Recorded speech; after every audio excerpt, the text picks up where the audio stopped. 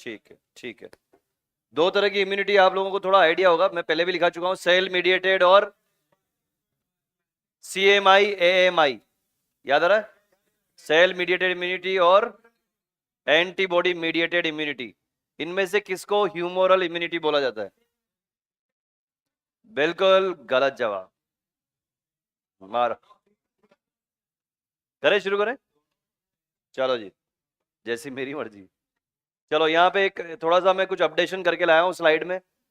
मुझे लगा कि तुम्हें थोड़ा सा और जानकारी दी जाए। प्लेग देखा था हमने, प्लेग। ये रेट, रेट के ऊपर मिलेगा रेट फ्ली, इसका नाम है पिस्सू, ऐसा ये एक्चुअल डायग्राम है इसका। ठीक है, और इसके ऊपर मिलेगा आपको क्या? Yersinia pestis. ठीक है, ये देखो, ये क्या है बच्चे? ये है रेट।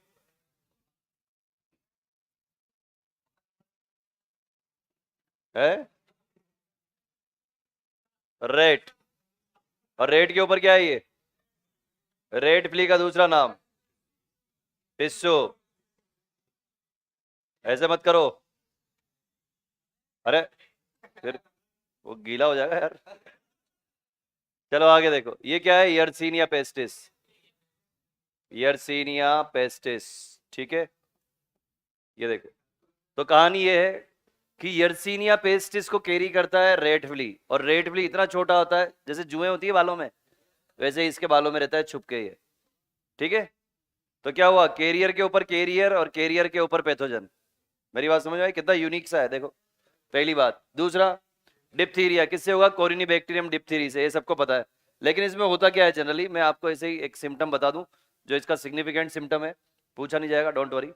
देखो, इसमें क्या होगा कि एपिथेलियल जो म्यूकोसा है या एपिथेलियल लाइनिंग जो है, इसकी म्यूकस कोटिंग थिक हो जाएगी। ठीक है ना? इसके ऊपर थिक म्यूकस कोटिंग हो जाएगी एपिथेलियल लाइनिंग के ऊपर, जिसकी वजह से क्या होगा? निगलने में परेशानी होगी, खाना नहीं निकल पाएगा, बोलने में आवाज प्रॉपर नहीं निकल पाएगी। ठीक है, ये टॉन्सिलाइटिस जैसे होता है। टॉन्सिलाइटिस में तो क्या होता है? टॉन्सिल स्वेल कर जाते हैं। इसमें थिक म्यूकस कोटिंग आ जाएगी टंग के ऊपर भी, और फेरिंग्स का जो ऊपर वाला पार्ट है, कौन सा? ओरोफेरिंग्स, यहाँ पर। तो क्या होगा? उसको स्वेलोइंग में प्रॉब्लम होगी, डीग्लूटिशन में प्रॉब्लम होगी। ये इसका सिग्निफिकेंट फीचर है डिप्थीरिया का। ठीक है, अगर कोई आपसे पूछे कि भैया हाईली कॉन्टेजियस डिजीज का नाम बताओ, डिप्थीरिया। अगर कोई बंदा डिप्थीरिया वाला तुम्हारे सामने बैठा है और खांस दिया उसने, तो लिख के ले लो, समझ गए? हाईली कॉन्टेजियस है, सीधा होगा एरोजोल और ड्रॉपलेट इन्फेक्शन से। ठीक है, वैसे तो तुमने ये सारी चीजें लिख ली थी वहां पे, एक ये छोटा सा पॉइंट और लिख लो, highly contagious, highly contagious disease. Contagious समझते हो? हाँ,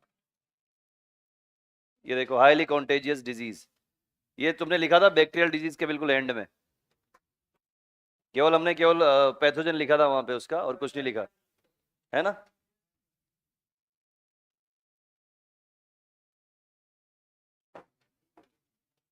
क्या हो जाएगा इसके अंदर? सिग्निफिकेंट सिम्टम क्या है? Thick mucus coating. कहां पर होगी? बिल्कुल सही जवाब, on tongue and throat area. ये देखो, थ्रोट का मतलब क्या हो गया? थ्रोट का मतलब फेरिंग्स नहीं, ये लैरिंग्स नहीं है, फेरिंग्स वाला पार्ट है। ठीक है ना?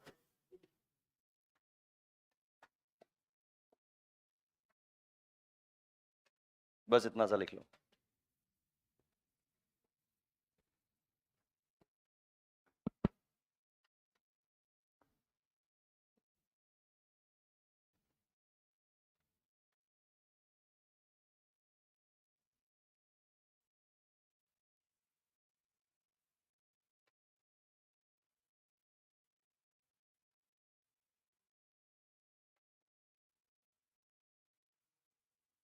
लिख लिया? वो तो लिखा हुआ था ऑलरेडी, ये वाला तो नहीं लिखा था क्या? अगर नहीं लिखा तो ये भी लिख लो फिर। ये देखो, रेड के ऊपर रेड फ्ली, और रेड फ्ली के ऊपर Yersinia pestis, which is a kind of bacteria.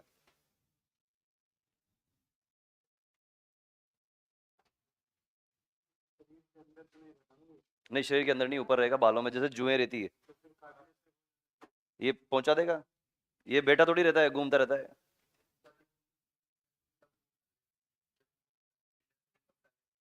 Rate, हाँ, तब भी फैलेगा। बहुत खतरनाक बीमारी है, जबरदस्त। प्लेग का अगर पेशेंट देख लो तो ऐसे ऐसे फफोले से गड्ढे से पड़ जाते हैं यहाँ पे सब जगह, यहाँ पे पूरी बॉडी पे। ब्लिस्टर नहीं, गड्ढे। इतना खतरनाक है प्लेग। ब्यूबोनिक प्लेग सबसे खतरनाक है। लिख लिया बच्चे? चलो आगे देखो। हाँ हाँ, लिख लिख लिख। फोटो मत बना बेटा। चलो उसके बाद एक, लिख लिया क्या? एक छोटा सा रिवीजन पॉइंट देखो यहाँ पे, ये है एस्केरिस, ठीक है। और मैंने आपको बताया था एस्केरिस का सिग्निफिकेंट सिम्टम, तो वही वाला वीडियो जो मैंने पहले भी बताया था आपको, एक वीडियो बहुत वायरल हुआ था जिसमें वो कि मैगी निकाल रहे हैं पेट में से, याद आ रहा है? मैगी नहीं थी वो, क्या था वो? एस्केरिस था वो। जो वीडियो वायरल हुआ उसका गलत मतलब निकाला गया, गलत बताया गया कि अरे देखो मैगी खाने से मैगी डाइजेस्ट नहीं होती, मैगी निकल रही है अंदर से, है ना। तो मैं प्रमोट नहीं कर रहा कि तुम मैगी खाओ, मैं जस्ट बता रहा हूँ कि वो जो भ्रम फैलाया गया वो मैगी नहीं थी, वो क्या था? वो एस्केरिस था वो। तो अब सोचो 2 मिनट के लिए, जब एस्केरिस इतनी तादाद में अंदर जम जाएगा तो बताओ सिम्टम आएगा कि नहीं आएगा? अगर तुम्हें दूसरा सिम्टम याद आ रहा हो तो ये क्या करेगा, ये इंटेस्टाइन की दीवारों पे फीड करेगा। जब अंदर इंटेस्टाइन की दीवारों पे फीड करेगा तो ब्लीडिंग होगी, ब्लीडिंग होगी तो एनीमिया होगा, एनीमिया हो गया तो वीकनेस। ठीक है, बस आगे देखो। ये वाला पार्ट मुझे लग ही रहा था कि कहीं ना कहीं प्रॉब्लम आएगी, तो शॉर्ट कर दिया इसको, कट शॉर्ट, जो तुमने भर भर के लिखा था। ठीक है, ये सिर्फ रिवीजन पॉइंट ऑफ व्यू से बता रहा हूँ, वरना आगे बढ़ना चाहिए मुझे, पर फिर भी देख लो। प्रिवेंशन एंड कंट्रोल में हमने बहुत सारी चीजें लिखी थी, अब आपको रिवीजन पॉइंट ऑफ व्यू से क्या याद रखना है? यहाँ 3 तरह की चीजें हमने लिखी है, कौन कौन सी है? Food and water bond, air bond और इंसेक्ट बॉन्ड। जब ये और ये इन 2 पार्ट की बात करेंगे तो यहाँ पे पर्सनल और पब्लिक हाइजीन की बात जरूर करेंगे, दोनों में कॉमन है। ठीक है, यहाँ पर भी पर्सनल पब्लिक हाइजीन, यहाँ पे भी personnel public hygiene. Personal hygiene आपको पता ही है, पब्लिक हाइजीन की मैंने बात की थी, सेज पूल वगैरह बताए थे आपको, याद आ रहा है? तो प्रॉपर क्लीनिंग वगैरह करनी है, डिस्पोजल करना है, ये सारी की सारी बातें। ठीक, क्लियर है यहाँ तक? और यहाँ पे एक फिश का नाम गैम्बूसिया, बहुत ही बढ़िया। चलो जी आगे देखो। हाँ, सही बात है। ये लिख लिया? ये नहीं लिखा था क्या? अच्छा ये लिखा था, ये वाला, ये हो गया था। चलो ठीक है। अच्छा यहाँ पे पता नहीं, मुझे ध्यान नहीं आ रहा कि लिखा था कि नहीं। पीएमएनएल जो है, पीएमएनएल आई थिंक बता तो दिया था मैंने। पीएमएनएल 3 तरह की सेल्स होती हैं, 3 तरह के डब्ल्यूबीसी, एसिडोफिल, बेसोफिल, न्यूट्रोफिल। तो पहली 2 को कंसिडर नहीं किया इसने, किसको उठाया सीधा? न्यूट्रोफिल को। क्यों? फेगोसाइटोसिस करती है। दूसरी फेगोसाइटिक, ये भी फेगोसाइटिक है क्या? लिम्फोसाइट है, कहीं ना कहीं क्या करेगी? एंटीबॉडी प्रोड्यूस करेगी, और ये तो फेगोसाइटिस करती है। ठीक है, मोनोसाइट मिलेगी बहुत सारी और मिलके क्या बनाएगी? मैक्रोफेजेस। मैक्रो का मतलब बिग, फेजेस मतलब ईटर, बिग ईटर। ठीक है, चलो आगे देखो। इसकी बात कर ली थी इंटरफेरोन की हमने। चलो जी आगे देखो बच्चे, एक्वायर्ड इम्यूनिटी पे आ रहे हैं हम। एक्वायर्ड इम्यूनिटी, इससे पहले कौन सी इम्यूनिटी पढ़ी तुमने? इन्नेट। क्या मैं इन्नेट इम्यूनिटी को कॉन्जेनाइटल इम्यूनिटी बोल सकता हूं? ठीक है। एक्वायर्ड इम्यूनिटी कैसी है, स्पेसिफिक कि नॉन स्पेसिफिक? अच्छा, पैथोजन स्पेसिफिक होगी क्या? हाँ जी, पैथोजन स्पेसिफिक होगी।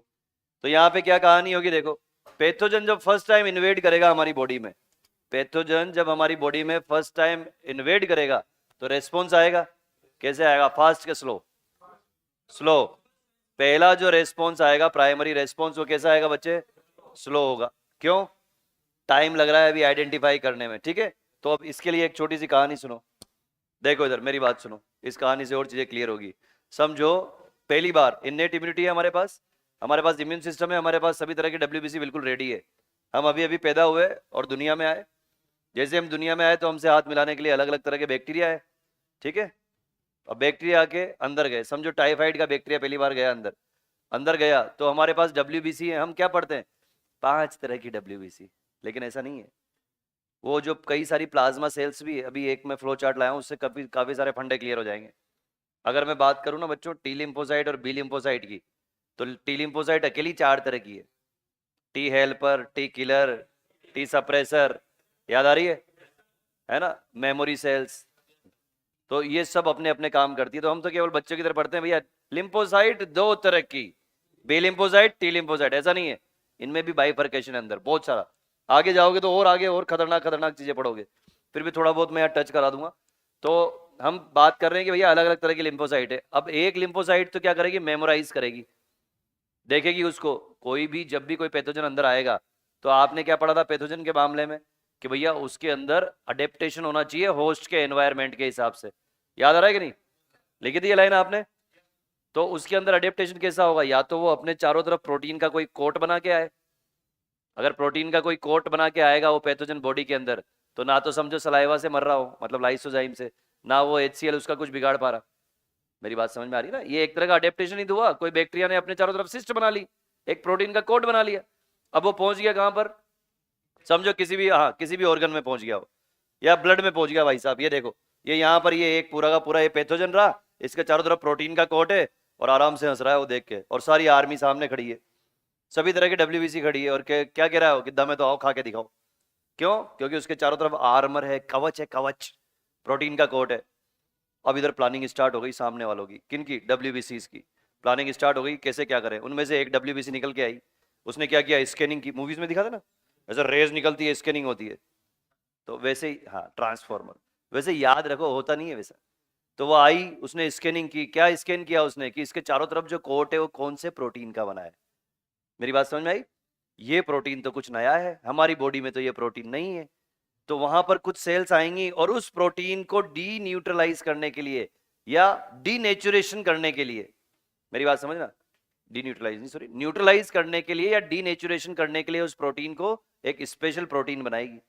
तो ये जो पैथोजन आया अपनी सरफेस पे प्रोटीन लेके, क्या बोलोगे, एंटीजन, क्या है ये, और उस एंटीजन को, एंटीजन प्रोटीन है, उस एंटीजन जो प्रोटीन का बना हुआ है उसको न्यूट्रलाइज करने के लिए एक और प्रोटीन बनाया जाएगा, कौन बनाएगा, लिम्फोसाइट, क्या बोलोगे, एंटीबॉडी। मेरी बात समझ में आई। तो ये इसने क्या किया, ये स्कैन कर रही है, एक एक सेल स्कैन कर रही है, जो सेल स्कैन कर रही है ना, अब वो याद रख लेगी कि अच्छा ये वाला प्रोटीन है, मेरी बात समझ में आई, वो याद रख लेगी कि अच्छा ये वाला प्रोटीन है, ये वाला एंटीजन है, याद करके कुछ नहीं, उसका कोई काम नहीं, और बस उसने याद कर लिया, रजिस्टर में लिख लिया, अपने रजिस्टर में चल दी। मेरी बात समझ में आई, इनको बोलेंगे मेमोरी सेल्स।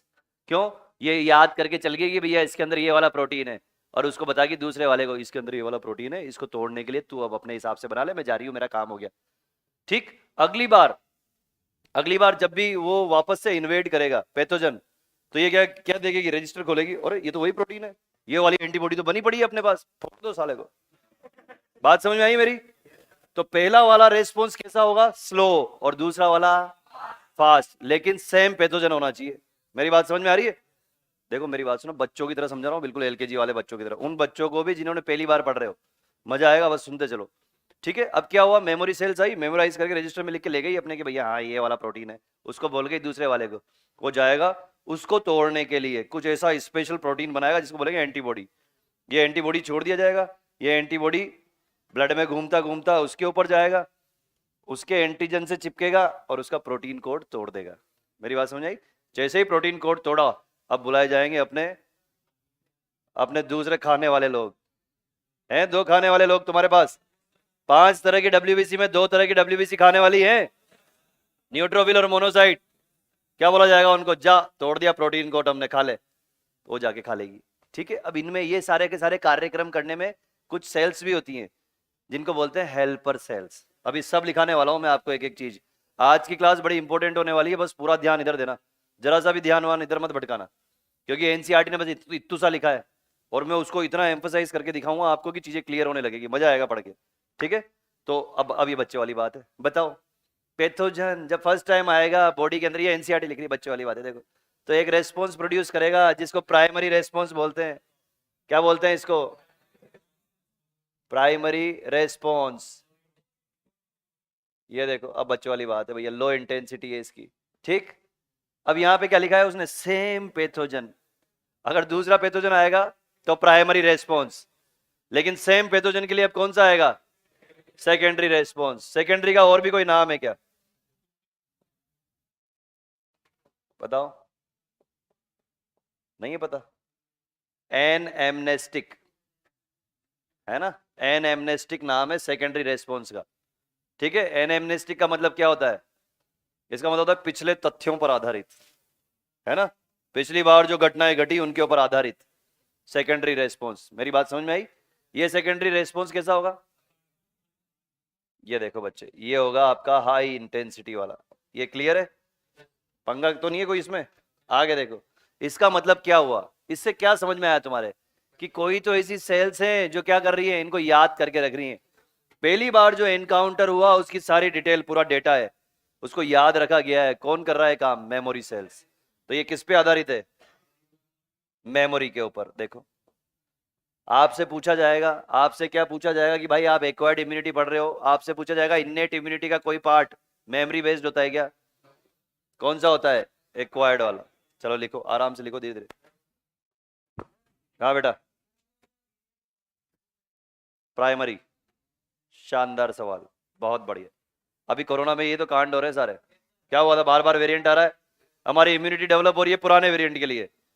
तो वायरस क्या बोल रहा है? अच्छा, हमसे शान पत्ती बोले लो। तो उसने अपना वेरिएंट चेंज कर लिया। जब उसने अपना वेरिएंट चेंज कर लिया तो फिर से इम्यूनिटी डेवलप करनी पड़ेगी। वेरिएंट चेंज करने का मीनिंग क्या समझते हो? मतलब क्या? वो जो प्रोटीन है उसको चेंज कर रहा है बार बार। कवच।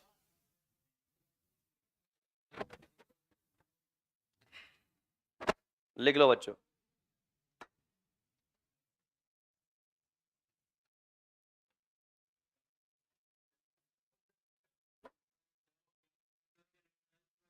क्या? हाँ, क्या होगा बताओ, तुम बताओ। सिंपल। ये लो, सिंपल सी तो है मेमोरी। अभी तो बताया, लास्ट वाली लाइन क्या बोली थी अभी? कि भैया एक्वायर्ड इम्यूनिटी किस पे आधारित है? क्या कॉन्जेनाइटल या इन्नेट इम्यूनिटी में मेमोरी होगी क्या? नहीं। तुम्हें कुछ लगा अलग से नाम लिखूंगा यहाँ पे मैं कुछ? तुम्हारे पास हैं सवालों के जवाब।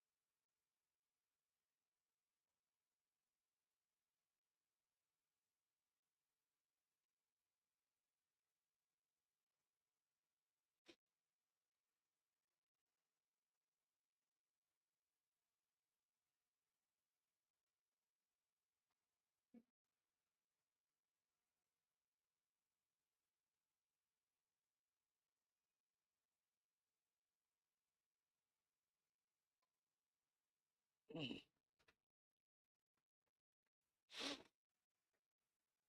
लिख लिया बेटा? लिख लो। बिल्कुल ऐसे कैसे बनाना, इससे तुम्हें रिवीजन में बड़ी आसानी होगी।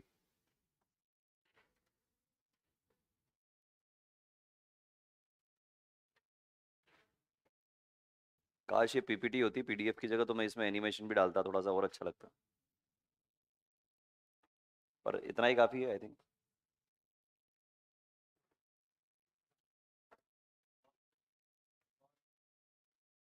नहीं नहीं नहीं, अरे वीडियो नहीं दिखाना, मतलब मैं खुद ही ऐसा बना लाता उसको। बाकायदा उसमें सेल के ऊपर आके दिखता कि हाँ भैया देखो पैथोजन का अटैक हुआ।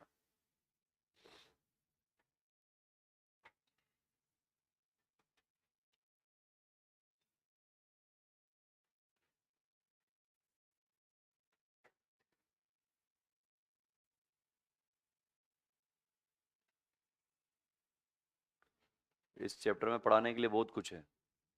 बहुत, कम से कम 20 से 25 लेक्चर लगे तब जाके पूरा एकदम। लेकिन अपन बस अब इतना ही पढ़ लेंगे, मैं समझाता जाऊंगा चीजें तुम्हें।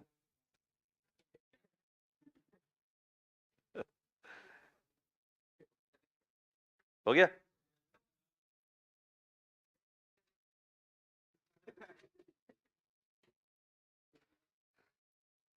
हाँ बेटा। हाँ तो होने देना, इम्यून सिस्टम अगर वीक हो गया तो हो जाएगी।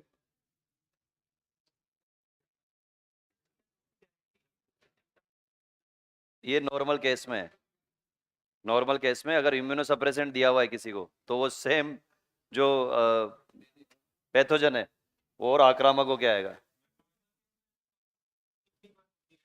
कॉमन कोल्ड का कोई तो, जो तो जनरल है, वो तो होता रहेगा। लिख लिया। आगे देखो। आगे देखो, अब यहाँ पे कहानी जो मैं बता रहा था आपको, वही सारी कहानी यहाँ पे लिखी हुई है। देखो इधर, प्राइमरी और secondary immune response are carried out by, बताओ, दो तरह के लिम्फोसाइट। प्राइमरी और सेकेंडरी जो है, ये कौन करेगा कार्यक्रम, कौन मदद करेगा इनकी विचारों की, लिम्फोसाइट्स। ठीक है।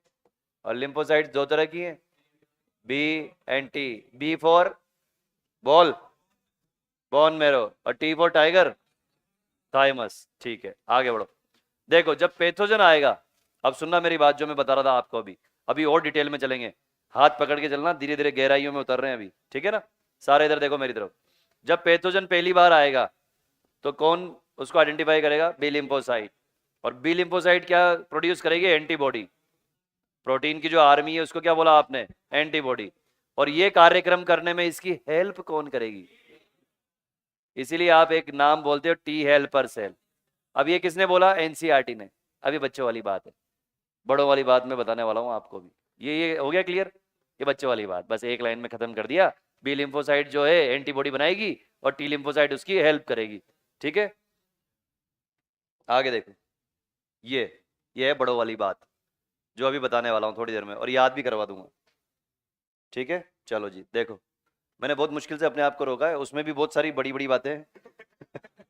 पर इतना ही काफी है बस, इससे वापस आ जाएंगे हम। ये क्लियर हो गया सबको, क्या बोलेंगे इसको, एंटीबॉडीज। अभी बता चुका हूं मैं आपको कि भाई एंटीजन जो है पैथोजन की सरफेस पे है, वो एंटीजन भी प्रोटीन है, और उसके अगेंस्ट जो स्पेशल प्रोटीन हमारी डब्ल्यूबीसीज बनाती हैं, लिम्फोसाइट बनाती है, वो एंटीबॉडी कहलाता है। तो एंटीबॉडी अल्टीमेटली क्या हो गया, प्रोटीन। ठीक है, आगे देखो। अब एंटीबॉडी क्या है जिसको आप प्रोटीन बोल रहे हो। अगर आपको याद आ रहा हो, देखो सारी चीजें लपेटेंगे अपन एक साथ। अगर आपको याद आ रहा हो तो अब चलते हैं बायोमोलिक्यूल में घूम के आते हैं, चलो। ठीक है, बायोमोलिक्यूल में घूम के आते हैं। तो अगर आपको याद आ रहा हो तो प्रोटीन के आपने चार स्ट्रक्चर देखे थे, प्राइमरी, सेकेंडरी, टर्सरी, क्वाटरनरी। जैसे ही प्राइमरी स्ट्रक्चर का जिक्र आपने किया था, तो ऐसे ऐसे ऐसे याद आ रहा है, एमिनो एसिड। उस एमिनो एसिड में एक एन टर्मिनल था, एक सी टर्मिनल था, याद आ रहा है कि भूल गए। और उसके अंदर बॉन्ड कौन सा था, पेप्टाइड बॉन्ड। फिर आगे बढ़े हम सेकेंडरी स्ट्रक्चर में, हेलिकल और बीटा प्लीटेड, याद आ रहा है। तो उसमें उसमें पेप्टाइड बॉन्ड के अलावा एक और बॉन्ड आया था, हाइड्रोजन बॉन्ड। एक और बॉन्ड आया था, क्या नाम था। उसके बाद पहुंचे तुम टर्शरी स्ट्रक्चर में, होलो वूलन बॉल। अरे याद आ रही है क्या, उसमें आपके पास पेप्टाइड है, हाइड्रोजन बॉन्ड है, और एक और नया आया, डाई सल्फाइड बॉन्ड। जरा देखो तो दिख रहे हैं क्या यहाँ, इसका मतलब टर्शरी स्ट्रक्चर है क्या। मजा आ गया, क्लियर है बंडा। और आप जब क्वार्टरनरी स्ट्रक्चर में गए थे तो वहां पे आपने एक वर्ड यूज किया था, सब यूनिट, याद आ रहा है, सब यूनिट बोला था ना आपने। और उसका बेस्ट एग्जांपल हीमोग्लोबिन। कितनी सब यूनिट है, हर एक सब यूनिट कौन सी स्ट्रक्चर दिखा रही है, टर्शरी स्ट्रक्चर। प्रोटीन की टर्शरी स्ट्रक्चर दिखा रही है हर एक सब यूनिट। तो यहाँ पे डाई सल्फाइड बॉन्ड दिख रहे हैं क्लियर कट, तो पता लग रहा है कि यहाँ पे टर्शरी स्ट्रक्चर है। और ये क्या है, अभी अभी बोला रहे प्रोटीन है। प्रोटीन है तो किसका बना है, एमिनो एसिड का। और एमिनो एसिड आपस में किससे जुड़े हैं, तीन तरह के बॉन्ड से, पेप्टाइड बॉन्ड, हाइड्रोजन बॉन्ड और डाइसल्फाइड बॉन्ड। फंडा क्लियर है, कुछ कंफ्यूजन हो तो बताओ। आगे बढ़ो। जब एंटीबॉडी मॉलिक्यूल के स्ट्रक्चर की आप बात करोगे तो यहाँ पे आपको क्या मिलेगा, कितने पेप्टाइड चेन मिल रहे हैं, चार। ये देखो सामने कितने पेप्टाइड चेन है बच्चे, चार पेप्टाइड चेन है। इनमें से दो हैं हल्के और दो है भारी। जो स्मॉल वाले हैं उनको क्या बोलोगे, लाइट चेन। और जो लॉन्गर है वो ये देखो हेवी चेन, ये देखो यहाँ पे, तो ये चौड़े चौड़े क्या है ये, लाइट, अरे छोटे छोटे, ये लाइट है, और ये बड़े बड़े क्या है ये, हेवी, जिसको आप क्या बोल रहे हो, लॉन्ग चेन। क्लियर है? अब इधर आ जाओ। अगर आपको याद आ रहा हो मेरे बच्चों, प्यारे प्यारे बच्चों, अगर आपको याद आ रहा हो तो मैंने अभी अभी आपसे बोला कि भाई जब स्ट्रेट चेन बनेगी पेप्टाइड बॉन्ड के साथ, जब स्ट्रेट चेन बनेगी अमीनो एसिड की, पॉलीपेप्टाइड की स्ट्रेट चेन बनेगी, तो एक सी टर्मिनल और एक, जरा देखो तो यहाँ दिख रहा है क्या, ये सी टर्मिनल है, ये कौन सा होगा, ये सी है, ये एन है। क्लियर है? देखो अपने बायोमोलिक्यूल पढ़ लिया तो अपने को ये याद हो रहा है, अभी मजा आ रहा है पढ़ने में। तो आपको दो सिग्निफिकेंट फीचर तो एंटीबॉडी मॉलिक्यूल के नजर आ गए, क्या, एक सी टर्मिनल एक एन टर्मिनल, दूसरा डाइसल्फाइड बॉन्ड। फंडा क्लियर है? तो ये है सी टर्मिनल और ये है एन टर्मिनल। अब कान खोल के सुन लो, एनसीईआरटी ने कहीं नहीं लिखा, लेकिन मैं आपको बता रहा हूं क्योंकि डायग्राम में दिया हुआ है। ये जो एंटीबॉडी का मॉलिक्यूल है, इसके ऊपर आके कौन बाइंड करेगा, एंटीजन, और एंटीजन कौन से टर्मिनल पे बाइंड करेगा। फंडा क्लियर है? एंटीजन, ये एनसीईआरटी ने कहीं नहीं लिखा, लेकिन डायग्राम में छुपा हुआ रहस्य है जो बाहर निकल के आया है।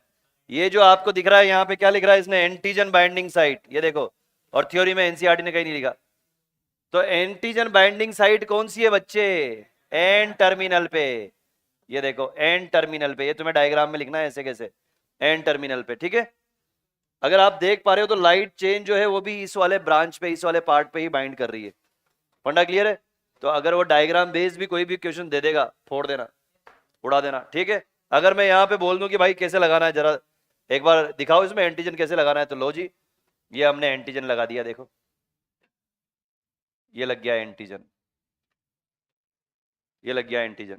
ठीक है? ये एंटीजन इधर लग गया, एक एंटीजन इधर लग गया, ये लो हो गई एंटीजन एंटीबॉडी बाइंडिंग। एंटीजन की क्या कर देंगे हम, धज्जियां उड़ा देंगे।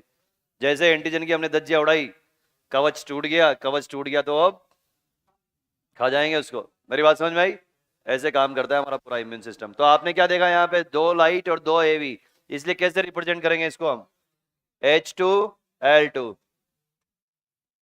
ये देखो इसको रिप्रेजेंटेशन कैसे करते हैं हम, H2 और, ये लो भाई लिख लो, ये बहुत इंपॉर्टेंट है स्ट्रक्चर। ठीक है ना? जैसे अगर याद आ रहा हो तो एक स्ट्रक्चर आपने वहां भी पढ़ा था, जहां पे आपने ग्लाइकोसाइडिक लिंकेज पढ़े थे। किसका स्ट्रक्चर था, सेल्यूलोज, स्टार्च, ग्लाइकोजन, ग्लाइकोजन का था पक्का, जिसमें आपने 1,4 और 1,6 लिंकेज पढ़े थे। 1,4 लिंकेज किसमें होंगे, स्ट्रेट चेन में, और जहां पे ओरिजिन हो रहा है ब्रांच का, 1,6। ठीक है? दो एंड थे वहां पे, रिड्यूसिंग और नॉन रिड्यूसिंग। रिड्यूसिंग एंड कौन सा था, R फॉर राइट, याद आ रहा है, राइट एंड रिड्यूसिंग एंड। बहुत ही बढ़िया, लिखो बच्चों।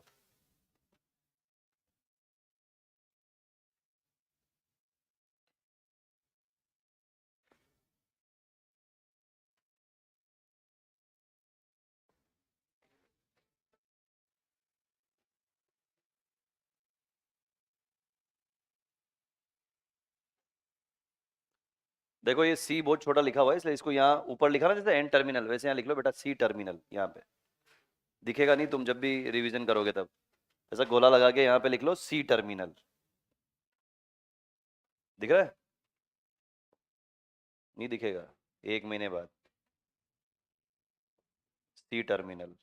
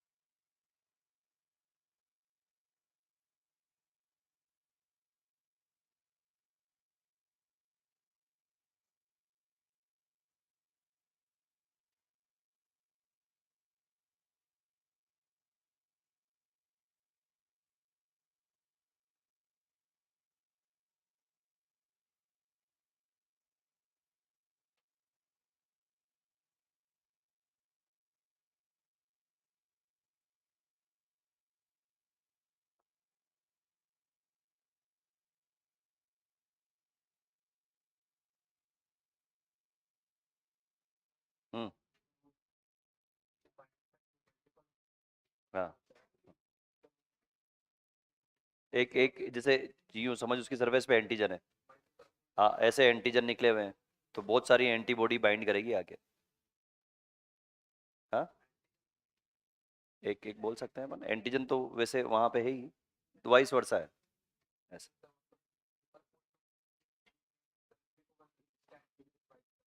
नहीं नहीं नहीं नहीं, उस एंटीजन के अगेंस्ट हमने स्पेसिफिक एंटीबॉडी इसीलिए तो बनाई है। हाँ हाँ, उसका अलग है साइट, एंटीबॉडी अलग है। इसीलिए एंटीबॉडीज कैसी होती हैं, डिजीज स्पेसिफिक, पैथोजन स्पेसिफिक होती है एंटीबॉडी।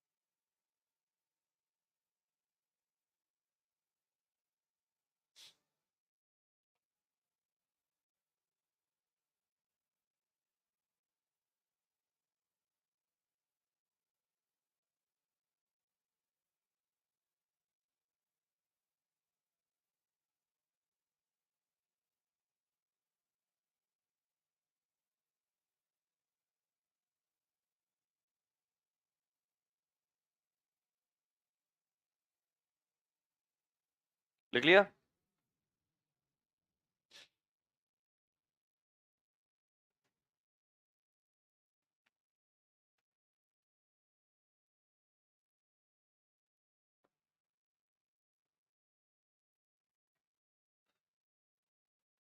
लिख लिया बच्चों? चलो आगे देखो, आगे देख लो, लिख लिया तो। डायग्राम बना रहे हो? क्यों? क्या है डायग्राम में ऐसा? बहुत कुछ है तो बना ले फिर। कौन कौन बना रहा है डायग्राम? ओ भैया, बनाओ। ज्यादा सल्फाइड बॉन्ड मत बनाना, एक दो बना लो बस, बहुत है। हाँ ठीक है, सिंपल सोबर, और क्या, ऐसा ही होना चाहिए।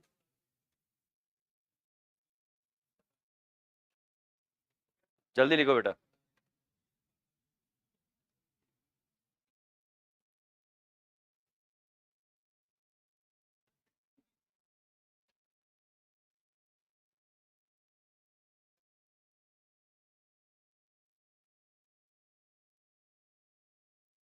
वो साइट दिखाई है अलग अलग, मतलब बस इतना तो देख ले। वो कुछ कुछ पार्ट है वो। अगर तू देखेगा तो हर एक जो ब्रांच है देख, दो कलर कोड से बनी हुई है ना? तो वो कुछ पार्ट है उसमें, फंक्शनल ग्रुप है अलग अलग। लिख लिया बच्चे? आगे देखो, आगे देखो इधर, डिफरेंट टाइप ऑफ एंटीबॉडी के नाम बताओ। है?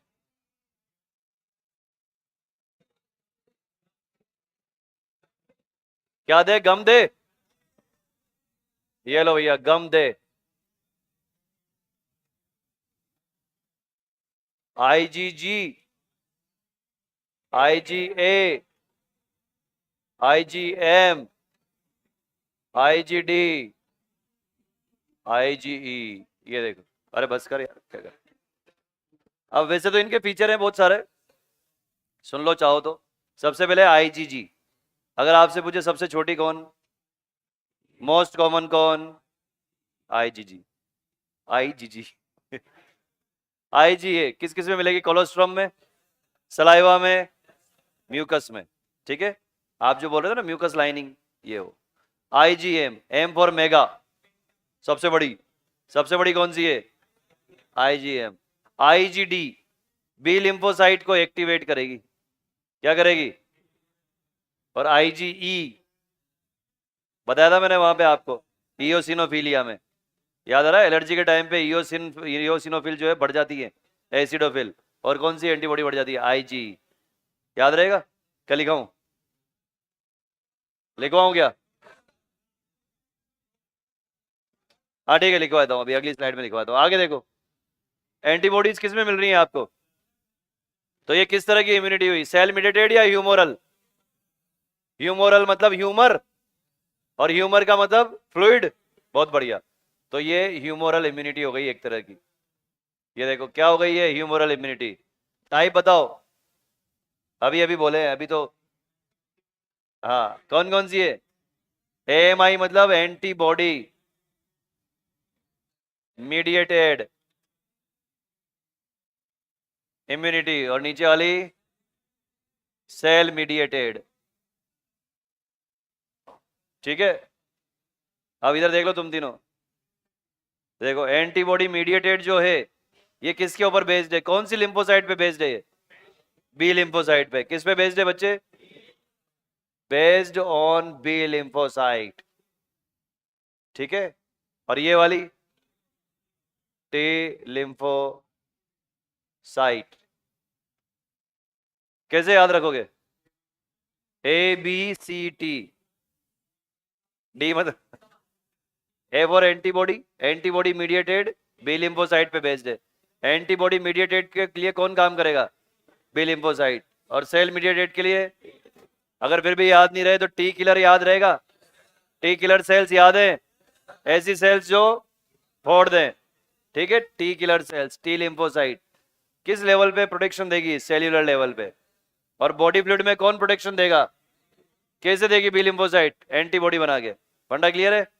बहुत बढ़िया। आगे देखो, ग्राफ्ट रिजेक्शन कैसे होता है? ग्राफ्ट रिजेक्शन होता क्या है?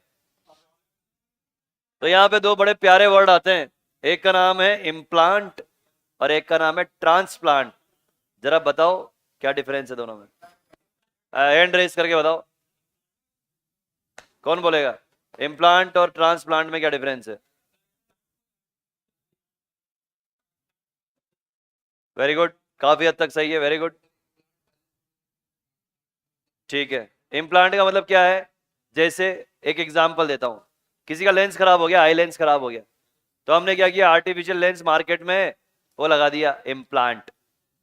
ठीक है, किसी का कॉर्निया खराब हो गया तो किसी दूसरे बंदे का कॉर्निया लेके लगा दिया, ट्रांसप्लांट। बात समझ में आई? तो एक है इम्प्लांट और एक है ट्रांसप्लांट।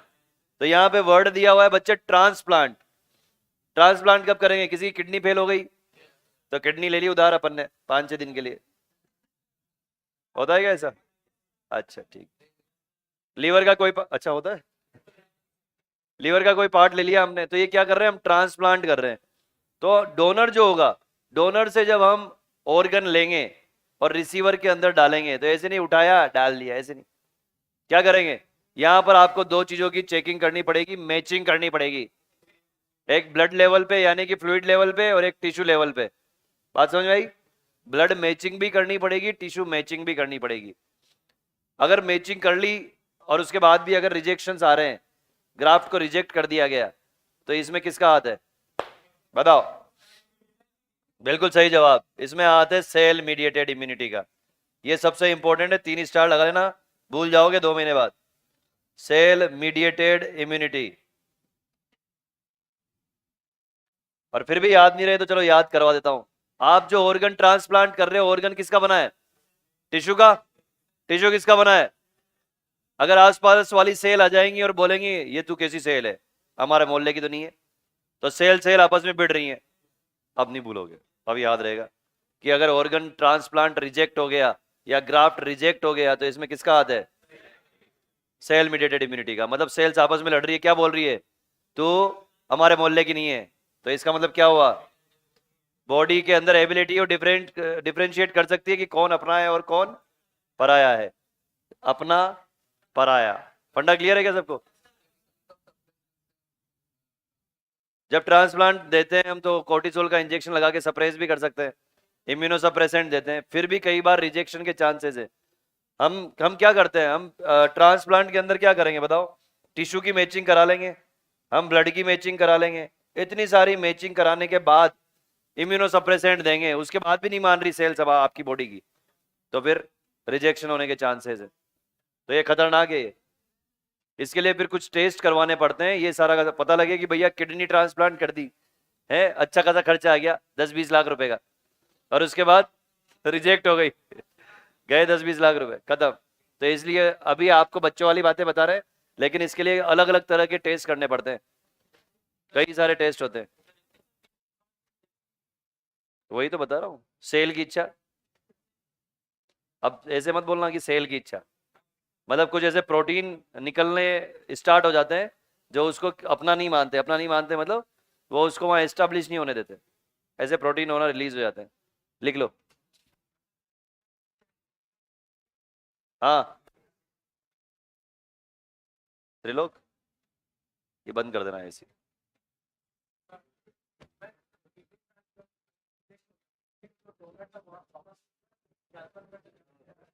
उसको वापस दे दो ऐसा, नहीं ऐसे थोड़ी, ऐसे चलता रहेगा क्या बार बार? खत्म।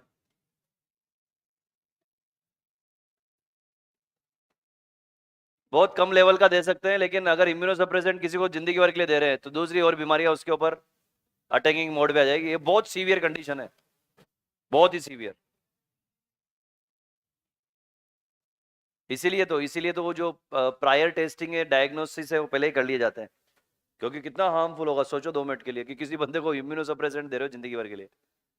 इधर पड़ोस में कोई छींकेगा जिसमें, तो उसको जुकाम हो जाएगी, किसी ने उसके मोहल्ले में कोने वाले मकान पे खांसा, इसको खांसी हो जाएगी। इम्यूनो सप्रेसेंट दे रखा है भाई, कहीं बाहर नहीं निकल पाएगा, बाहर खाना नहीं खा पाएगा, पानी पता से नहीं खा पाएगा, थड़ी पे नहीं जा पाएगा, समझ रहे हो?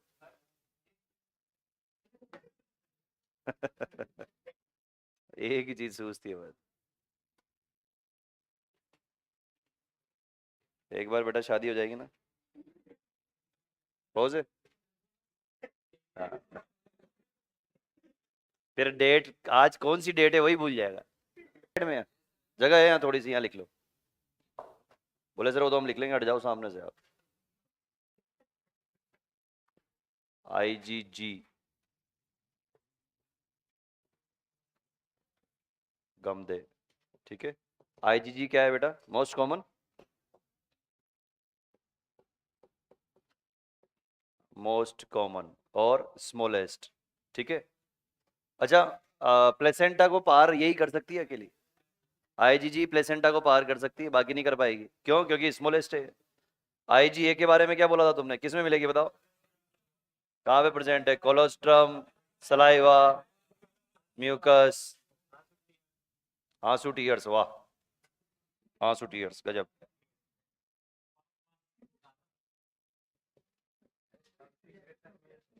अरे सही बोला पगले, उसमें क्या है? हैं? अच्छा, IgM, M for mega, mega मतलब लार्जेस्ट, ठीक है। IgD क्या करेगी, किसको एक्टिवेट करेगी? हाँ, activate B lymphocyte, activate B lymphocyte. IgE कब निकलेगी? Release at the time of allergy, release at the time of allergy. ये लो नौजवानों, लिख लो, ये भी लिख लो अलग से कहीं पे, ये लिख लोगे ना यहाँ पे प्लेसेंटा। अच्छा लिख देता हूँ मैं, तुम्हारा भरोसा नहीं है मुझे। हाँ, कैन क्रॉस प्लेसेंटा।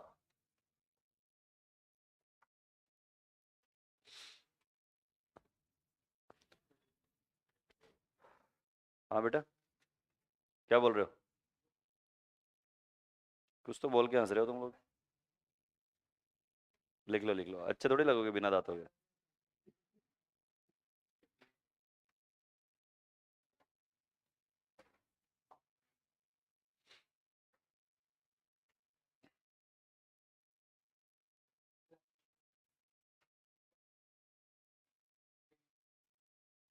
देखो इसमें बहुत सारी बातें हैं बताने वाली। अब मेरे ऐसे मैं सोच रहा हूँ गले तक आ गई मेरे बात, मैं बताना चाह रहा हूँ, सुन लो बस। मैं लिखाऊंगा नहीं लेकिन। एंटीबॉडी 3 तरीके से काम करेगी। एग्लूटिनेशन, ऑप्सोनाइजेशन और न्यूट्रलाइजेशन। बोले सर छोड़ो जाने दो।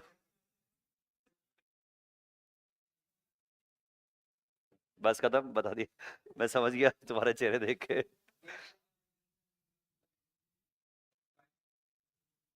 नाट, अभी बताया ना न्यूट्रलाइजेशन ही तो था वो। अरे भेज जाएगा नहीं पगले, उसका प्रोटीन न्यूट्रलाइज किया ना हमने, डिनेचुरेशन जो किया प्रोटीन का।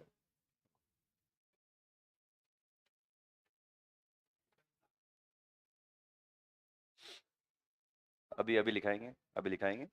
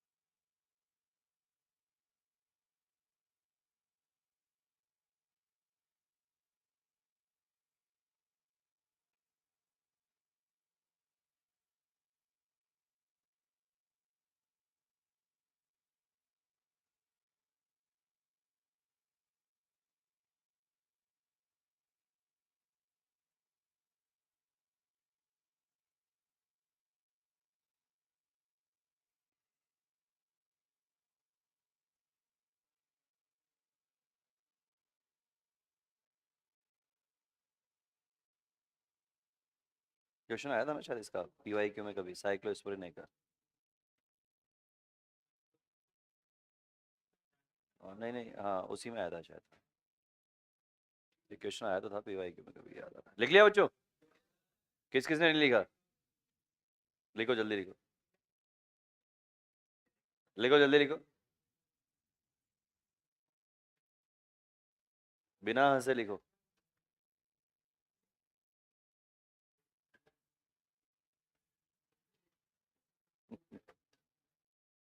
चलो आगे देखो, आगे देखो। तुम्हारी क्या बातें चलती रहती दोनों की, मतलब कुछ कोई बिजनेस है क्या तुम्हारा? दोनों बंगाली हो गया। कंटिन्यू करो, क्योंकि ये चीज मैंने बहुत मिस की जब मैं इंडस्ट्री में था। बंद है क्या? लो तो दिमाग में क्लियर विजन आ जाएगा। सबसे पहली बात आपको अगर पता हो तो, अच्छा हमने एरिथ्रोपोइसिस पढ़ा था। एरिथ्रोपोइसिस में हमने बोला था कि भैया आरबीसी का फॉर्मेशन होता है, और ल्यूकोपोइसिस में डब्ल्यूबीसी का फॉर्मेशन होता है, और दोनों को मिला के क्या बोला था हमने? हीमोपोइसिस। याद आ रहा है? हीमोपोइसिस। तो हीमोपोइसिस का मतलब हो गया ब्लड फॉर्मेशन। पीछे वाले देख रहे हैं मेरी तरफ? हाँ उसको रख दे, मोबाइल को रख दे, अब देख इधर। हाँ तो हीमोपोइसिस में आरबीसी का भी फॉर्मेशन होगा और डब्ल्यूबीसी का भी होगा, और इनको फॉर्म करने वाली सेल्स का नाम मैंने बताया था स्टेम सेल्स। बोन मेरो के अंदर ऐसी सेल्स होती है जिनको बोलते हैं स्टेम सेल्स। अच्छा एक और जगह पढ़ा है स्टेम सेल, बताओ कहाँ पढ़ा? Inner cell mass. याद आ रहा है? ह्यूमन रिप्रोडक्शन में इनर सेल मास में पढ़ा था स्टेम सेल्स होती हैं, जो किसी भी तरह की सेल को प्रोड्यूस करने की ताकत रखती है। बात समझ में आई? तो यहीं पर स्टेम सेल होगी बोन मेरो के अंदर। उस स्टेम सेल को आपने क्या बोला यहाँ पे? देखो, लिम्फोसाइट प्रीकर्सर। क्यों? क्योंकि अभी हम लिम्फोसाइट की बात कर रहे हैं। जो एरिथ्रोसाइट बनाएगी उसको क्या बोलोगे? Erythrocyte precursor. तो आरबीसी बना देगी। जो लिम्फोसाइट प्रीकर्सर है वो क्या बनाएगी? ये तो लाइफो हो गया, लाइफो। लिम्फो है बेटा, ये ध्यान रखना, है ना? Printing mistake. लिम्फोसाइट प्रीकर्सर दो तरह के लिम्फोसाइट बनाएगी। वैसे तो एक ही बनाएगी, क्या नाम है उसका? लिम्फोसाइट। एक ही तरह का लिम्फोसाइट बनेगा। उसमें से कुछ कहां पर मेच्योर होगा, कुछ कहां मेच्योर होगा? जो थाइमस में मेच्योर होगा उसको क्या बोलोगे? जो बोन मेरो में मेच्योर होगा। टी सेल कितनी तरह की है? Memory, suppressor, killer, helper. फंडा क्लियर है? तो ये वाली जो है ये क्या प्रोवाइड करेगी? Cell mediated immunity. अभी अभी लिखवाया था मैंने। सेल मीडिएटेड इम्यूनिटी कौन प्रोवाइड करेगा? टी। कैसे याद रखोगे? ए बी सी टी, याद रहेगा ना? बहुत बढ़िया। तो यहां पर जो है ये क्या करेगी? सेल मीडिएटेड इम्यूनिटी प्रोवाइड करेगी। करेगी ना? क्या गलत बोल रहा हूं? सेल मीडिएटेड इम्यूनिटी देगी ना भाई। यानी कि सेल्यूलर लेवल पे कोई आएगा फोड़ देगी उसको।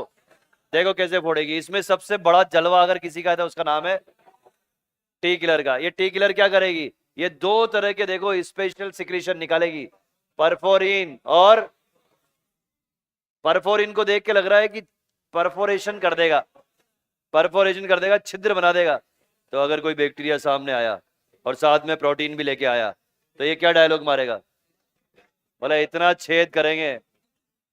समझ गए क्या मेरी बात? कौन कर रहा है छेद? T killer cell.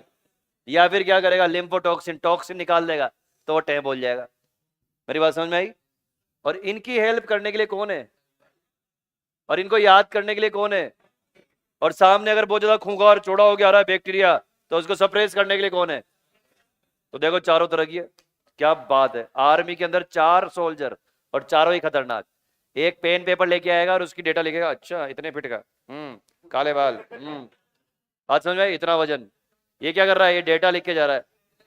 ये डेटा लिख के जा रहा है। कौन है ये? मेमोरी वाला। जो ज्यादा ऊंचा उड़ता हुआ आ रहा है उसको 2 लपड़ देके बिठा दिया। ये कौन है? जो ये इन सबको बताएगा कि भैया वो आ गया, वो इधर से आ रहा है, वो इस गली से आ रहा है। खबरी, ठीक है। और जो सबको साफ कर देगा। आई थिंक याद हो गया होगा। इसको बोलेंगे हम सेल्यूलर या cell mediated immunity. Cellular level पे किया है आपने। ठीक, आगे आ जाओ इधर। ये है बी सेल्स, ठीक है। अब ये बी सेल्स को कौन बताएगा? कहाँ गए हम?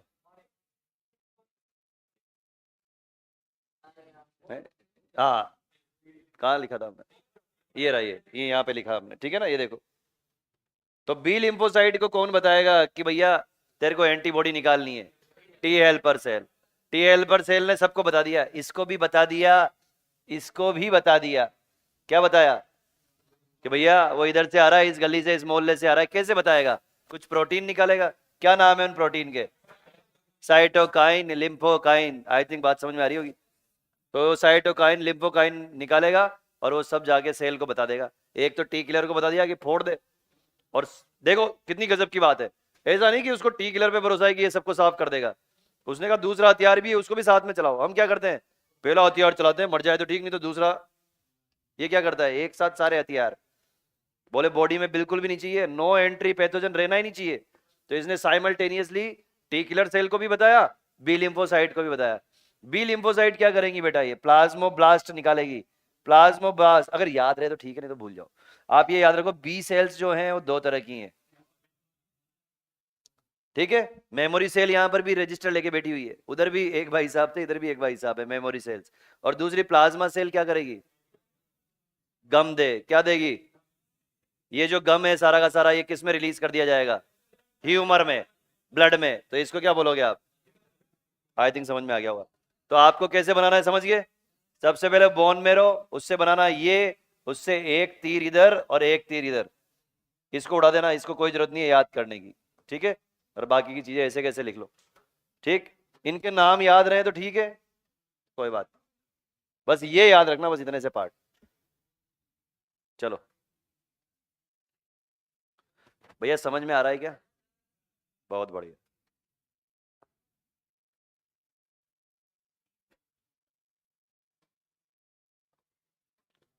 जो जो टी किलर को उड़ा दे वो खतरनाक है फिर, समझ लो। अगर कोई भी बैक्टीरिया या वायरस जो सीधा अपने जो आर्मी सुपरिटेंडेंट को ही उड़ा दे तो उसके आगे तो सारी आर्मी क्या करेगी? घुटने टेक देगी, ऐसा सरेंडर कर देगी। छोटे मोटे को तो लपड़ देके टीएल पर ही भगा देगी।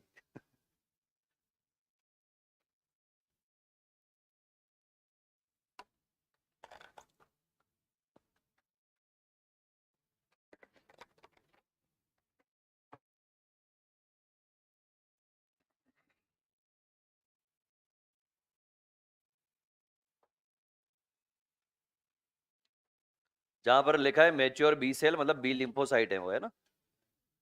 हाँ बता, मुझे बता क्या।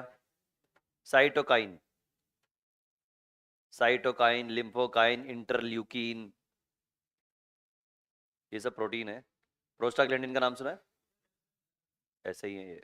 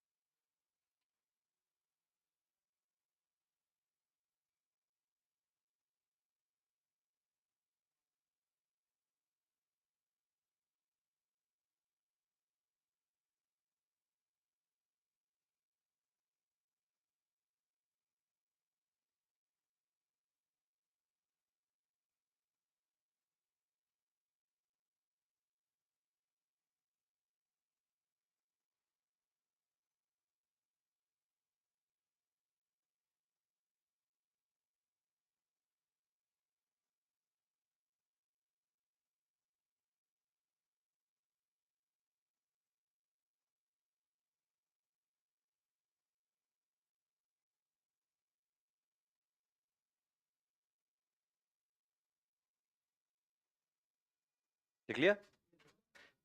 लिख लो लिख लो। आगे अब सिंपल सिंपल सी बातें एनसीईआरटी ने लिखी है वो सब समझ में आ जाएगी तुम्हारे। ये यहाँ तक अपन ने इन डेप्थ स्टडी कर ली, अब इजी है आगे की कहानी।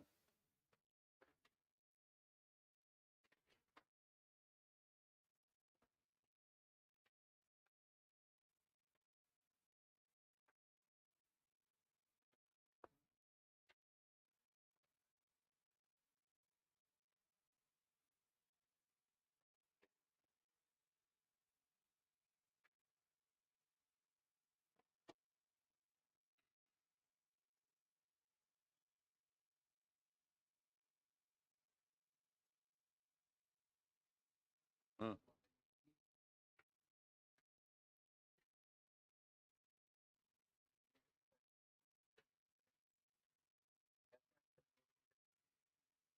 एक एक जगह पर तो जैसे एक को किल करना है, तो किल करना है तो वो अगर ये बी लिम्फोसाइट उसको बता देगा कि भाई ये वाला पैथोजन है, तो वो उसी उसी हिसाब से परफोरिन निकालेगा। नहीं, पर ये आपस में हेल्पर सेल्स आपस में कई प्रोटीन के थ्रू बात भी करती हैं। तो पहली बार जब इन्वेजन होगा ना, तो केवल उधर से कार्यक्रम स्टार्ट होगा, हेल्पर से हेल्प करेंगी। सेकेंड टाइम जब सेम पैथोजन का इन्वेजन होगा तो दोनों एक साथ एक्टिवेट होंगे, ऐसा होगा। तो उसमें कौन बताएगा इनको दोनों को एक साथ सेम टाइम पे? Memory cells. उसकी मेमोरी सेल्स उसको बताएगी, इसकी मेमोरी सेल्स इसको बताएगी। पहला जब हुआ था तब टी हेल्पर सेल ने सब करवाया था सारा कार्यक्रम। अगली बार क्या हुआ, सेम पैथोजन अगली बार आया तो दोनों के पास मेमोरी है अब रेडी, अब जरूरत नहीं है इधर उधर हेल्प करने की हेल्पर सेल की। अब मेमोरी सेल सीधा बताएगी तुरंत फटाफट, इधर एंटीबॉडी बनेगी और उधर टी किलर सेल टूट पड़ेगी। इसलिए इसीलिए सेकंड वाला जो इन्फेक्शन है या सेकंड रेस्पॉन्स जो है कैसा है, फास्ट। ठीक है, लिख लिया बच्चों? आगे देखो, अब बच्चों वाली बातें सारी छोटी छोटी। ठीक है, देखो इम्यूनिटी दो तरह की हो गई, एक हो गई एक्टिव और एक हो गई पैसिव। एक्टिव इम्यूनिटी का मतलब क्या हुआ, जिसके जिसके लिए जिसके लिए बॉडी को या जिसके अगेंस्ट बॉडी को काम करना पड़ रहा है। मेरी बात समझ में आ रही है? एक्टिव इम्यूनिटी का मतलब क्या हुआ कि तुमने बॉडी के अंदर पैथोजन डाल दो, फिर वही सारी कहानी होगी जो एक्चुअल में नेचुरल तरीके से होती है। अभी अभी अगर आपको याद आ रहा हो, बोर्ड की तरफ मत देखो, मेरी तरफ देखो। अगर आपको याद आ रहा हो तो मैंने आपको बताया था कि पहली बार इन्नेट इम्यूनिटी की बात की, वो कॉन्जेनाइटल थी, बाई बर्थ उसको मिली, फिर इन्फेक्शन होते गए, इन्फेक्शन होते गए और वो क्या बनाता गया, एंटीबॉडी बनाता गया और मेमोरी सेल्स उसको याद करती गई। इसको क्या बोला आपने, ये किस तरह की इम्यूनिटी डेवलप हुई, एक्टिव। बॉडी को काम करना पड़ा, इसलिए आपने क्या बोला, एक्टिव इम्यूनिटी। Active immunity. अगर आपने क्या किया, सीधा उसके अंदर सीरम एंटीबॉडी डाल दी, सीधा इंजेक्शन लगा दिया सीरम एंटीबॉडी का, मेरी बात समझ में आए, बाहर से एंटीबॉडी बना ली और अंदर डाल दी, तो ये कैसी है, पैसिव। बॉडी को कुछ काम करना पड़ा। आई थिंक समझ में आ गया होगा। तो दो तरह की इम्यूनिटी है, एक है एक्टिव और एक है, मेरी बात समझ में आई? बताओ दोनों में से किस में टाइम लगेगा? एक्टिव में स्लो प्रोसेस है, सारे के सारे प्रोसेस होंगे एक एक करके तब जाके, ठीक है। और पैसिव में सटासट कार्यक्रम हो जाएगा, फास्ट होगा, तो वो होगा स्लो। और कैसा होगा वो, टाइम टेकिंग होगा, ठीक। और एंटीबॉडी का प्रोडक्शन किस में होगा, इसमें क्या उसमें, उसमें, ऑब्वियस बात है, ठीक है ना। तो इसमें क्या होगा बेटा, एंटीबॉडी का प्रोडक्शन होगा। और वैक्सीन के तौर पे क्या डालोगे? बिल्कुल सही जवाब है, बिल्कुल सही जवाब है। ये देखो क्या डाल सकते हैं हम वैक्सीन के तौर पे, या तो सीधा डेड माइक्रोब डाल दो, हमें कोरोना के इंजेक्शन लगे, सीधा मरा हुआ कोरोना वायरस डाल दिया, ठीक है ना। तीन चीजें याद रखनी है, या तो जिंदा को डाल दो, आप बोलोगे जिंदा को डाल दिया तो खत्म हो जाएगी ना कहानी। उस जिंदा को, अब ये लिखा नहीं है एनसीईआरटी ने, उस जिंदा को क्या कर देते हैं, वीक कर देते हैं, उसको उसको वीक कर देते हैं, कमजोर कर देते हैं, ताकि उसकी इंटेंसिटी जो है वो सप्रेस हो जाए। तो बाहर कोरोना को लेंगे, दो चार लपड़ मारेंगे, खूब मारेंगे कोरोना को, दैट दनादन थक जाएगा, 3-4 दिन तक खाना नहीं देंगे, फिर उसका वैक्सीन बना के बॉडी के अंदर डाल देंगे, ठीक है। तो ये कैसे है, वीकेंड वैक्सीन है ये, है ना, वीक कर दिया उसको, है जिंदा लेकिन वीक कर दिया। या फिर कोरोना को गला घोट के मार दिया, फिर उसकी सारी डेड बॉडीज हमारी बॉडी में डाल दी, डेड माइक्रोब। या फिर कोई भी पैथोजन लिया, उस पैथोजन की सरफेस पे जो एंटीजन है उसको निकाल लिया और उसको डाल दिया अदर प्रोटीन। मेरे हिसाब से समझ में आ गया होगा। एनसीईआरटी ने 3 चीजें बोली, तीनों याद रखनी है। अगर कोई बोले कि भैया लाइव पैथोजन डाल सकते हैं क्या, हाँ जी डाल सकते हैं, वीक कर दो डाल दो, डेड डाल सकते हैं बिल्कुल, उसकी सरफेस से प्रोटीन लेकर डाल दो, बिल्कुल डाल दो साहब। बात समझ में आई? तो इन तीनों के अगेंस्ट क्या बन जाएगी, एंटीबॉडी। ये कैसा प्रोसेस है, एक्टिव इम्यूनिटी का प्रोसेस कैसा है, स्लो, टाइम टेकिंग है क्या, तभी जाके इफेक्टिव रेस्पॉन्स मिलेगा, नहीं तो नहीं मिलेगा। फंडा क्लियर है? आगे देखो, एक्टिव इम्यूनिटी को आप इंड्यूस कराना चाहते हो तो दो तरीके से, एक अभी अभी आपने बोला क्या, नेचुरल इन्फेक्शन हो जाए, सही है क्या, बॉडी के अंदर अगर नेचुरल इन्फेक्शन हो जाए तो एक्टिव इम्यूनिटी बूस्ट हो जाएगी, जिसको आजकल आप लोग एक वर्ड यूज करते हो, हर्ड इम्यूनिटी। हर्ड का मतलब क्या होता है, झुंड, एक साथ बल्क में बहुत सारे लोगों के अंदर इम्यूनिटी डेवलप हो जाना, इसको बोलते हैं हर्ड इम्यूनिटी, जो कोरोना के केस में हुई। बात समझ में आई? आगे देखो, और इम्यूनाइजेशन, वैक्सीनेशन जब करेंगे, जब हम इम्यूनाइजेशन करेंगे, इम्यूनाइजेशन का मतलब क्या हुआ बेटा, वैक्सीनेशन। ये देखो, वैक्सीनेशन के दौरान भी आप क्या डेवलप करवा सकते हो, एक्टिव इम्यूनिटी, हाँ या ना। तो दो पार्ट हो गया आपके पास, या तो नेचुरली इन्फेक्शन हो जाए बॉडी के अंदर तब भी एक्टिव इम्यूनिटी आ जाएगी, या फिर ये मरे गिरे से लोगों को डाल दो तो बॉडी को काम करने पड़ेगा तो एक्टिव इम्यूनिटी आ जाएगी। पैसिव इम्यूनिटी का मतलब क्या हुआ, रेडीमेड, सीरम एंटीबॉडी डाल दो, सीधी की सीधी रेडीमेड एंटीबॉडीज डाल दो। एग्जाम्पल कोलोस्ट्रम, इन्नेट इम्यूनिटी का एग्जाम्पल है। कौन सी एंटीबॉडी है? अभी अभी देखा हमने, IgA, ठीक है। और कई सारी एंटीबॉडीज प्लेसेंटा के थ्रू भी मिलती है, ये एनसीईआरटी ने लिखा है, आपको नाम पता है? क्या नाम है? IgG, पक्का? बहुत बढ़िया। जो बच्चे नोट्स नहीं बना रहे हैं वो IgG लिख लो इस लाइन के आगे, एनसीईआरटी में IgG। एनसीईआरटी ने लिखा नहीं है, बस एनसीईआरटी ने क्या बोला, प्लेसेंटा से भी मिलेगी फीटस को, और क्या नाम है उसका? IgG antibody. ये लो बच्चों, लिख लो। अब इजी लग रहा होगा ना, अपन ने बहुत भारी भारी चीजें पढ़ ली तो अब ये इजी लग रहा है, हाँ ये पता है, ये पता है ना? लिखो।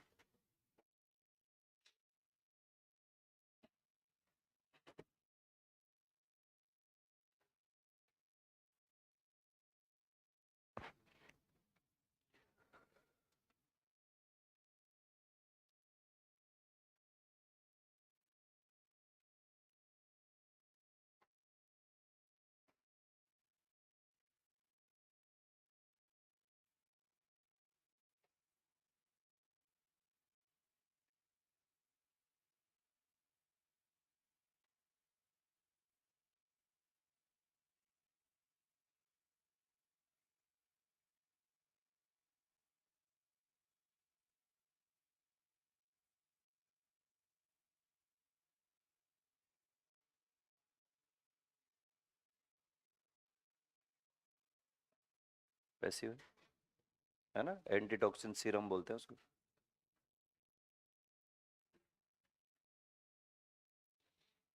मतलब DNA मॉडिफिकेशन करते हैं। हाँ।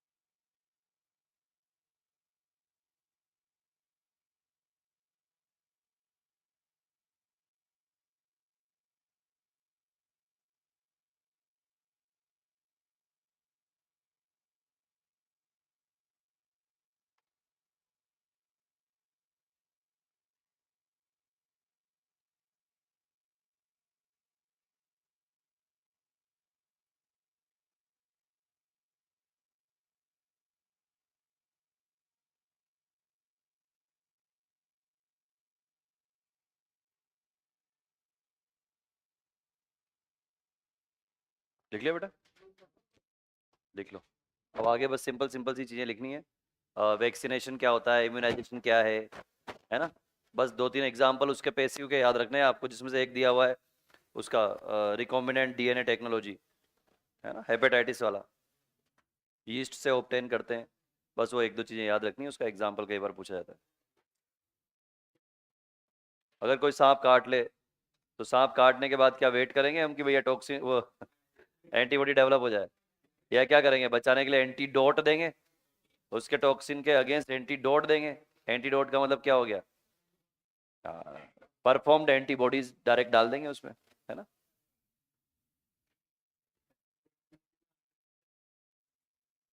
पैसिव इम्यूनिटी का मतलब है जिसमें बॉडी को काम नहीं करना पड़ रहा।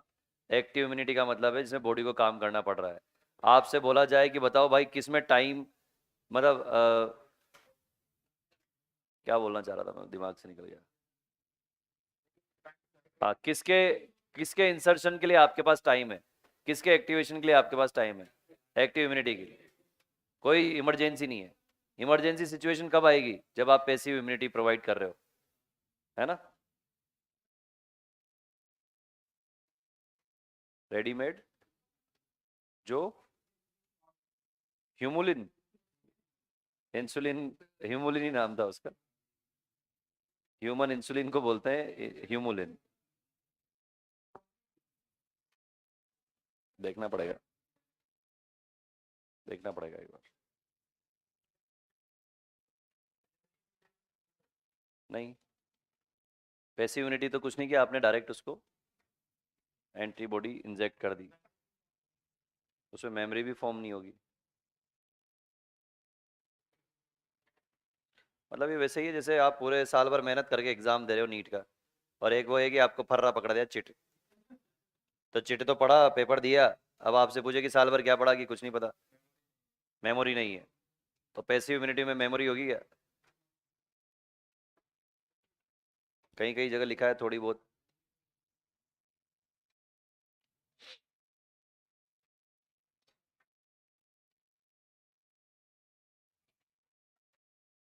लिख लिया बच्चों?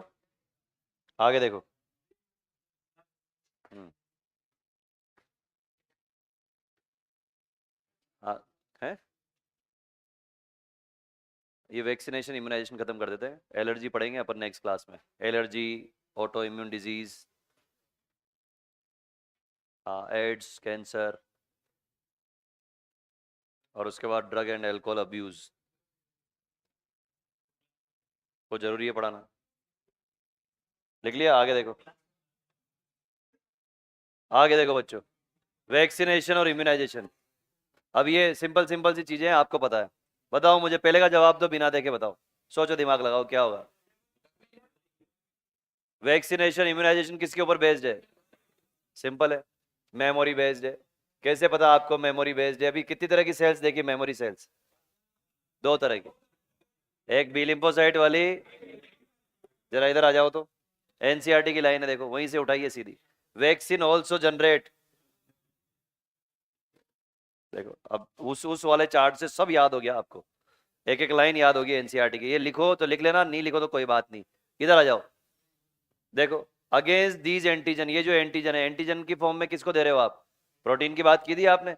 वो प्रोटीन कैसा हो सकता है? पैथोजन का एंटीजेनिक प्रोटीन, या इनएक्टिवेटेड, या अभी अपन ने वो भी बात की। तो इन पैथोजन और इन एंटीजन के अगेंस्ट क्या दोगे आप? एंटीबॉडी। या तो दोगे तो पैसिव हो गया, पर इम्यूनाइजेशन में क्या होता है? प्रोड्यूस होती है एक्टिवली। ठीक है, ये देखो, जैसा कि एक्चुअल इन्फेक्शन के दौरान होती है। इसको भी चाहो तो लिख लो, नहीं तो कोई जरूरत नहीं है, लिख चुके हैं हम, इसको भी और इसको भी लिख चुके हैं। बस इतना सा पार्ट लिख लो केवल, ये खत्म हो गया आपका इम्यूनाइजेशन। मत लिखो, ये लिखा हुआ है, ये एनसीईआरटी की लाइन है, वो जानबूझ के इसलिए लिख के लाया हूं ताकि तुम्हें बता सकूं कि देखो, एनसीईआरटी के दोनों पॉइंट एक साथ क्लियर हो गए, है ना? मत लिखना इनको दोनों को।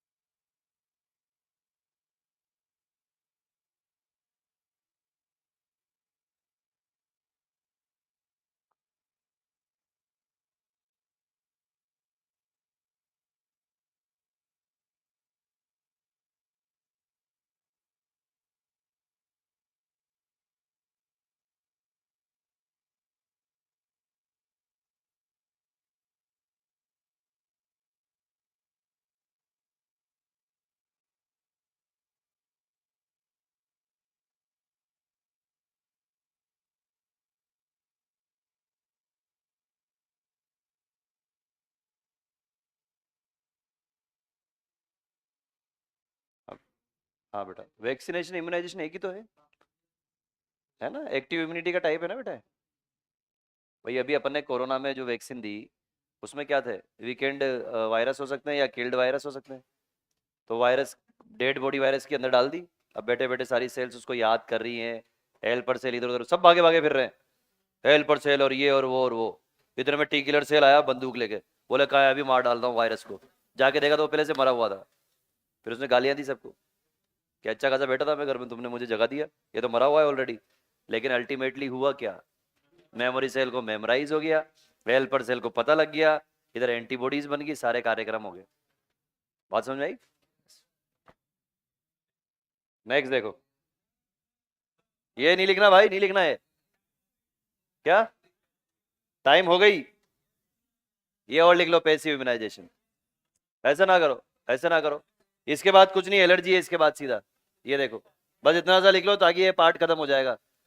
और ये पढ़ा हुआ है यार, इसमें कोई बड़ी बात नहीं है, पढ़ा हुआ है। ये लास्ट वाला बस एक याद रख लेना, हेपेटाइटिस बी वैक्सीन कहां से लोगे? यीस्ट से। कौन सी टेक्नोलॉजी से? कैसे लोगे? किसी भी बैक्टीरिया या यीस्ट को पकड़ो, ठीक है, नहीं मारो मत। उसके अंदर, उसके अंदर क्या करो, वो जो एलर्जन है, सॉरी जो एंटीजन है, उसके अंदर जो एंटीजन है उसकी पॉलीपेप्टाइड चेन बनवा के उसको ऑब्टेन कर लो। तो तुमने अल्टीमेटली क्या ऑब्टेन कर लिया उससे? एंटीजन। अब वो एंटीजन हेपेटाइटिस बी वैक्सीन की फॉर्म में डाल दो। मेरी बात समझ में आ रही है? भाई आपको वायरस डालने की जरूरत नहीं है, आपने रिकॉम्बिनेंट डीएनए टेक्नोलॉजी यूज की और वहां से आपने उसका क्या निकाल लिया? Polypeptide protein. कौन सा प्रोटीन? जो एंटीजन जिसको आप बोलते हो, वो निकाल लिया और निकाल के किस में डाल दिया? हेल्दी ह्यूमन के अंदर। अब बैक्टीरिया तो डाला नहीं आपने, यीस्ट तो डाला नहीं आपने, क्या किया? उसका एंटीजन डाल दिया, आराम से एंटीबॉडी बनाओ, मजे करो, एंजॉय। ठीक है, बस इतना सा याद रख लो, ये आपको पता ही है, सिंपल है, बस इतना सा लिख लो, खत्म। और उसके बाद छुट्टी।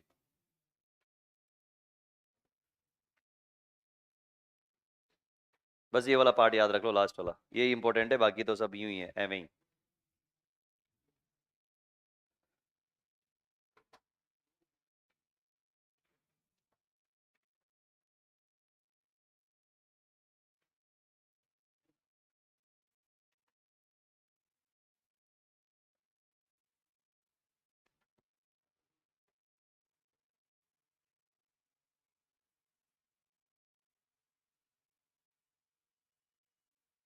जैसे जैसे हम पढ़ रहे हैं क्लास में, वैसे वैसे एक रिवीजन डेली कर लिया करो, है ना, तुम्हारा काम हो जाएगा, घबराना नहीं बिल्कुल भी। हाँ, एक रिवीजन कर लिया करो बस। क्या? किसका? जो पढ़ रहे हो उसका।